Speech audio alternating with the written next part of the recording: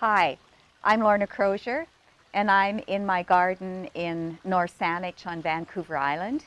And I'm going to be reading some of the poems that are in my memoir, Through the Garden, a love story with cats. A cat may walk by soon.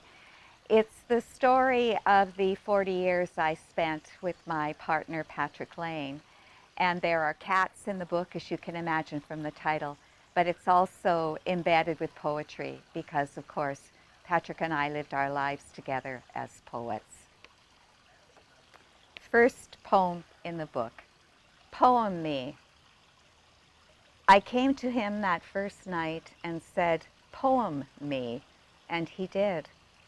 He came to me that first night and said, Poem me, and I did. Of our hours we made a poem. Of our years we made a poem. Many things happened in between. Many things were rubbed out, repeated, neglected, ignored, stained, thrown away. But this morning he said, Poem me. This morning I said, Poem me. And we made of our lives a poem. In moonlight, something moves just beyond the mind's clumsy fingers. It has to do with seeds, the earth's insomnia, the garden going on without us, needing no one to watch it, not even the moon.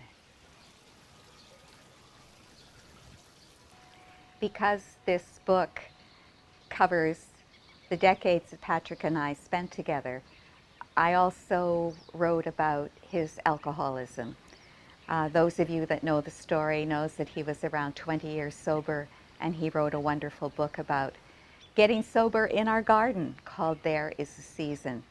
But this is a poem about early years of his addiction and the way that I was dealing or not dealing with it. Walking into the future.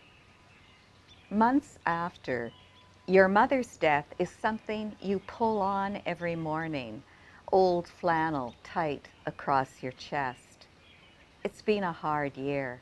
You're drinking, stopping again, and I've been on the road too much, learned a distance I didn't know before, a space that separates one phone call, one city from the next.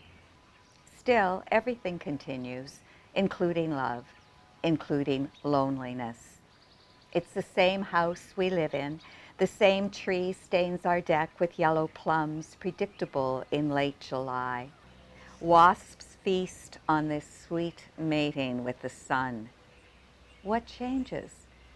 Lately there are things I do not tell you.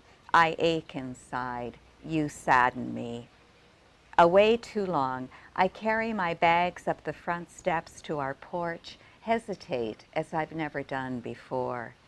Sunblind, I walk into the future, see only shapes, a couch, a chair, and someone rising. I don't know who you will be. Patrick's and my early years together were quite tempestuous. This poem comes from the start of our relationship. Living day by day. I have no children, and he has 5, 3 of them grown up, 2 with their mother. It didn't matter when I was 30 and we met. There'll be no children, he said, the first night we slept together, and I didn't care, thought we wouldn't last anyway. Those terrible fights, he and I struggling to be the first to pack, the first one out the door. Once I made it to the car before him, locked him out. He jumped on the hood, then kicked the headlights in. Our friend said we'd kill each other before the year was through. Now it's decades later. Neither of us wants to leave. We are at home with one another. We are each other's home. The voice in the doorway calling, come in, come in. It's growing dark. Still, I'm often asked if I have children. Sometimes I answer yes. Sometimes we have so much we make another person. I can feel her in the night slip between us, tell my dreams how she spent her day. Good night, she says. Good night, little mother, and leaves before I waken. Across the lawns she dances in her white, white dress, her dream hair flying. Those of you who know Patrick's and my story will remember that the last few years of his life he was very ill with a sickness that never got properly diagnosed.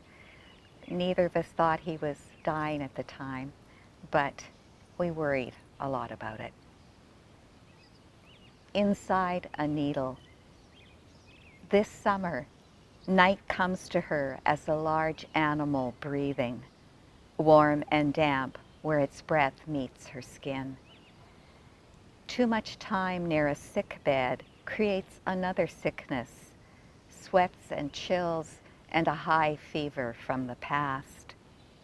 The deadless man lives inside a needle, inside an egg, inside a duck, inside a rabbit.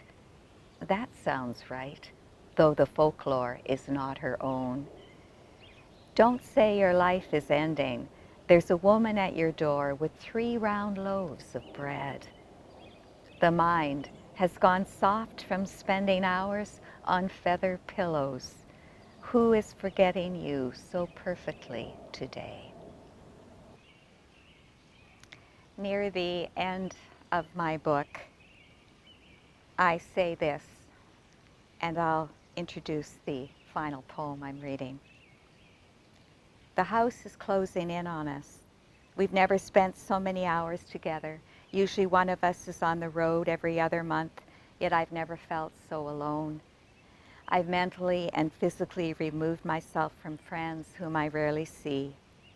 Who will take care of me if I get sick? I whine in my head. Who will shop, cook, see that I take my medication? Who will be there to say the final words? And finally, a question I must ask. Who am I if not a companion to my beloved? A small ambition, to be no more than mist, rising above the rushes, entering the white limbs of the trees. For just 1 hour to be a calmness, a lifting up, minus bones and muscles, minus memory and cognition, and your own insistent longing to last.